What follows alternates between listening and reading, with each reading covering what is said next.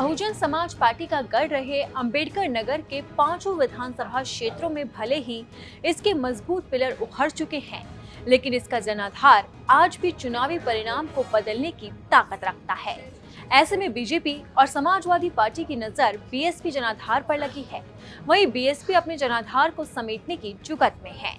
साल 2017 के चुनाव में 84,358 वोट और 2022 में 93,000 वोट पाकर उम्मीदवार विजेता घोषित हुए थे। ऐसे में अनुसूचित जाति के यहाँ लगभग 95,000 मतदाता अकेले ही विजय दिला सकते हैं।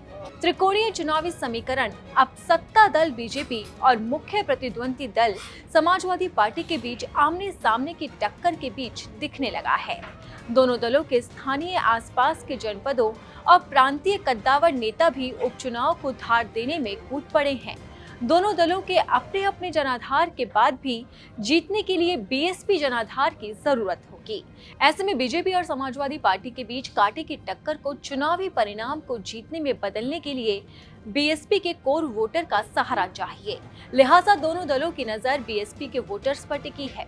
ये दोनों दल बीएसपी खेमे में सेंध लगाने की जुगत में हैं। बीएसपी के अपने पुराने घर से लाभ लेने में सपा प्रत्याशी शोभावती वर्मा के पति सांसद लालजी वर्मा पुरानी पाइपलाइन का सहारा लेने की जुगत में लगे हुए हैं। उधर विकास और कल्याणकारी योजनाओं के सहारे बीजेपी बीएसपी के जनाधार में घुसने की कोशिश कर रही है। बीजेपी प्रत्याशी धर्मराज निषाद भी अब अपने पुराने घर बीएसपी से लाभ की संजीवनी जुटा रहे हैं।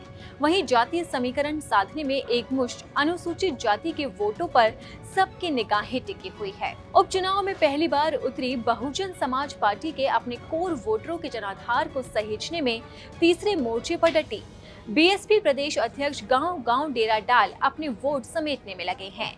सपा और बीजेपी की सेंधमारी से अपना वोट बैंक बचाने में सफलता बीएसपी को विजय के लक्ष्य तक पहुंचा सकती है। वहीं बीएसपी के मजबूती से लड़ने और जनाधार को समेटने से चुनावी परिणाम और भी रोमांचक हो जाएंगे। बीएसपी की पकड़ धीमे पड़ने से मतदाताओं का रुख बीजेपी और समाजवादी पार्टी की जीत तय करने वाला होगा। 20 नवंबर यानी कि बुधवार को सुबह 7 बजे से शाम 5 बजे तक यहाँ उपचुनाव होगा।